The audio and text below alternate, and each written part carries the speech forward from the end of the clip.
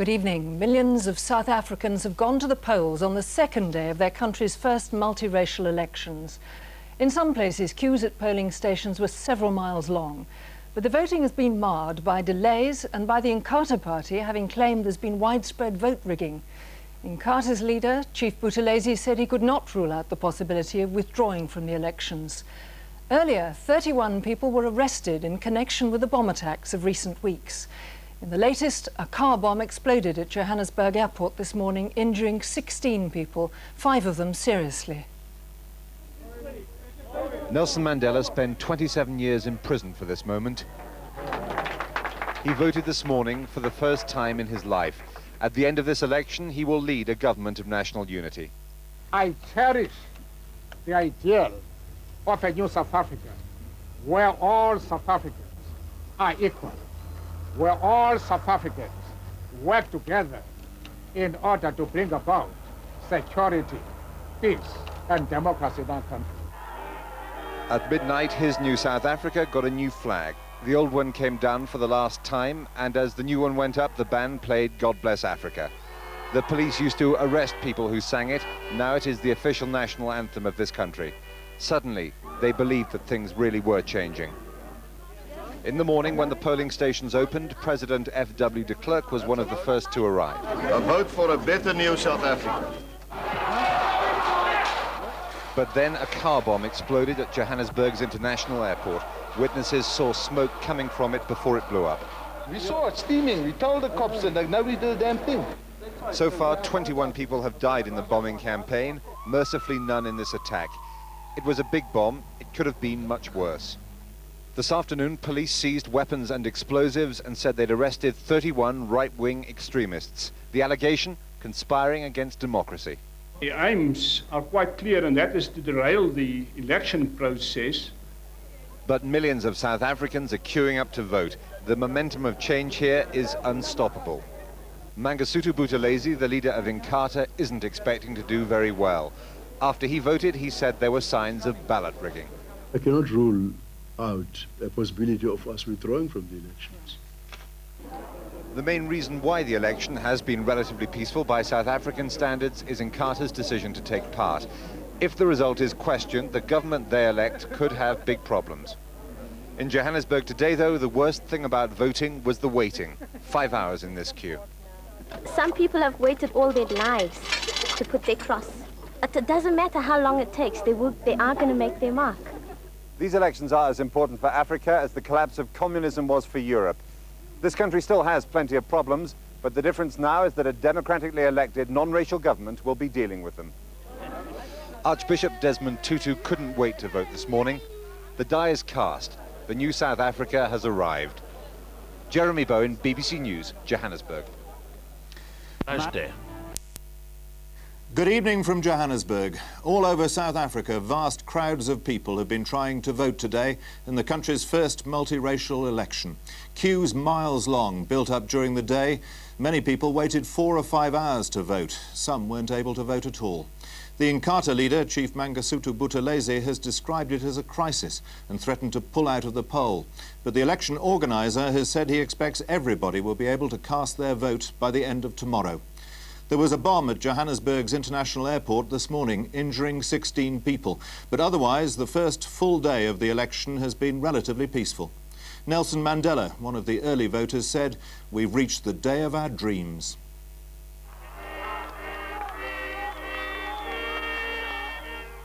At 1 minute to midnight, the past became another country.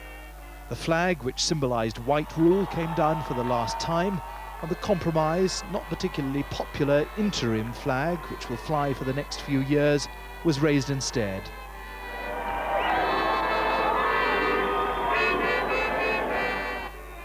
Now the band was playing Nkosi Sikelel' Africa, God Save Africa. Once you could be arrested here just for singing it. After that, people started enjoying themselves.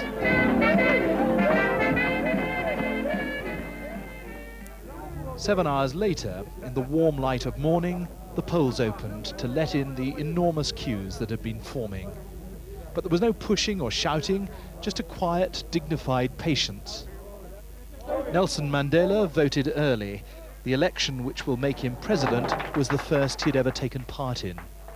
I cherish the ideal of a new South Africa, where all South Africans are equal, where all South Africans work together in order to bring about security, peace, and democracy in our country. His likely partner voted not long afterwards.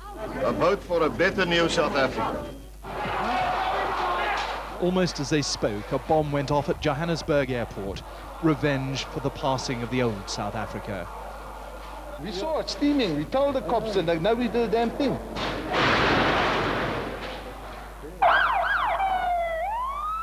But the police quickly scored an important success, an arrest close to the airport. That led them to a cache of arms and explosives. 31 right-wingers were arrested in all, one a policeman, another a police reservist. At his campaign headquarters in Pretoria, I asked President de Klerk about the success against the bombers. I'm happy that a breakthrough has been made. Does that mean that there'll be an end to the bombings? If all the major bombing attacks are found to be connected to each other, it can mean no bombs. It was a sign of the extraordinary changes here that Mr. de Klerk went visiting Soweto today with some hope of attracting a sizable number of black voters for his party, which was once seen as their oppressor. I asked him if this entire political process had begun with a sudden change of heart.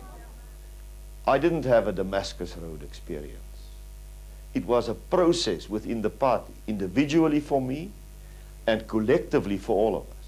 And the main principle in my political philosophy is that we need justice for all South Africans. When it became clear that the policy of creation of nation states would not bring justice, but instead it brought injustice, it brought discrimination, I was happy to abandon it. As the long day wore on, delays and administrative confusion grew. Many people were waiting long hours in the queues to vote. Even so, they made the most of the experience. Some people have waited all their lives to put their cross. It doesn't matter how long it takes, they are going to make their mark. Some of the worst problems arose because Chief Buthelez's Inkatha party was so late an entry into the race that its name still isn't on many ballot papers. He's threatening to pull out, but at this late stage it's not altogether likely. There's been one unexpected side effect of today's voting. This is Alexandra on the edge of Johannesburg, one of the most crime-ridden townships in South Africa. 20 or so murders a week, a hijacking every 20 minutes. Not today, though. In Alexandra, as in most other townships across the country, not a single violent crime was reported. John Simpson, BBC News, Johannesburg. It was Freedom Day in many of the black townships whose names have become synonymous with the long and often bloody campaign against white minority rule. None more so than Sharpeville, where a massacre of nearly 70 peaceful protesters in 1960 is regarded as a turning point in the history of apartheid. I spent the day in Sharpeville, a ramshackle sprawl of matchbox houses 50 miles south of Johannesburg, to see what Election Day meant in a township with such painful memories. Elizabeth and Toe waited until this symbolic day to be carried to the graves of those who died around her in the Sharpeville massacre. They lie there in rows, the only tidy graves in a cemetery that's uncared for and overgrown, all with the same date of death, March the 21st, 1960. The bullets that killed 69 of her friends shot away her right leg. She's 93 now. She's never been here before and will never come again. But on the day of liberation, this was where she had to be. I'm so old, there's nothing left in me. And I'm so proud because I know my children will live in freedom. She was one of the thousands who gathered around Sharpeville police station to protest against apartheid's pass laws. They were peaceful, but the white police commander panicked and his men opened fire with devastating results. Apartheid was mortally wounded too, but it took 34 years to die. Inside the charge office of that same station, there's a different approach to policing now. The station commander is an Indian, and his life really is at risk. He and his men are regularly shot at as they patrol the streets of one of South Africa's most violent townships. Today he was expecting trouble, but didn't find it. Here as elsewhere, thousands of blacks queued patiently all day for the chance to cast their votes for the first time. The Major hopes this election will mean he'll stop being a target. Matter of fact, it will improve policing in the area. So the people cannot see us as part of the regime, in other words, because they have put the government in place. And we, the police, also are part of the community. So we have put a government in place, and the government is there to manage our affairs. The new government's affairs, here at least, are in a mess. It's overcrowded and dirty. Thousands of people in and around Sharpeville decided today they couldn't wait and moved on to government land outside the township to stake their claims to the new South Africa. Each family began roping off their own plots, 15 yards wide and 20 yards long, where they say they'll build themselves proper houses. Until today, they'd have been thrown off, but on what they're calling Liberation Day, they're confident enough to bring all their possessions. President Mandela, they told me, was bound to let them stay. Across hundreds of acres of veldt outside Sharpeville, blacks desperate for space and homes are just taking over tonight. To them, that is what this election is all about. We want our land back today, not tomorrow, because this is our land. Now you've got an election, you think you can take this land? Yes, can take it. Kids were playing football today on the field outside Sharpeville police station where their grandparents were gunned down. The Red Cross tent was for fainting voters, not people shot by the state. The children of Sharpeville will inherit a new South Africa with some of the old problems.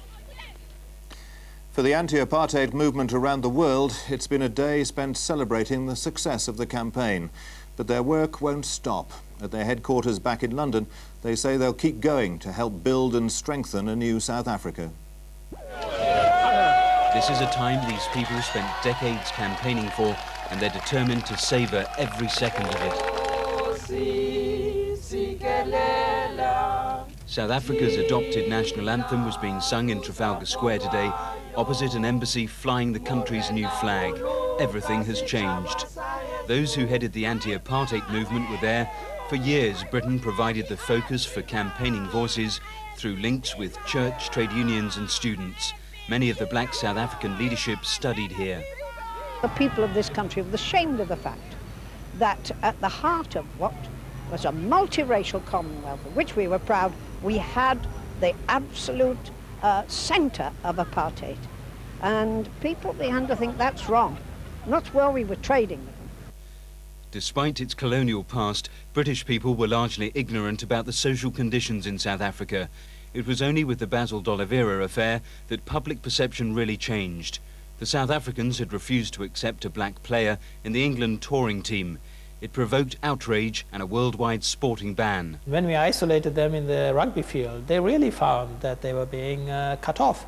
And the psychological damage of being cut off by a white country was much more serious because they never played against any dark countries anyway.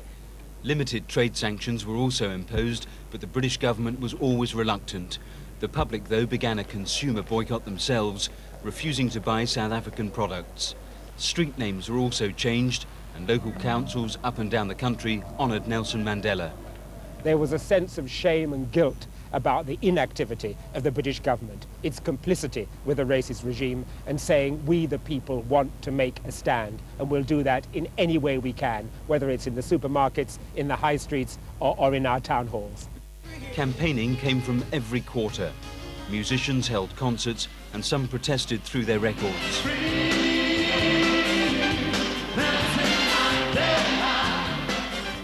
Free Nelson Mandela became an anthem both here and in South Africa. What we did as musicians was nothing compared with, you know, people who gave their lives, and Nelson Mandela gave 27 years of his life. This evening, more celebrations led by a South African band who've campaigned here for 20 years. They and other activists want the anti-apartheid movement to turn its attention to overcoming the poverty and inequality left behind. But those are tomorrow's campaigns. The long battle has been fought and won. Matthew Emerliwala, BBC News. Here tonight, the Electoral Commission decided to extend voting from 7 until midnight today and tomorrow, and the outgoing government has declared tomorrow a public holiday, all to allow the millions of people who've still not voted time to do so. Peter?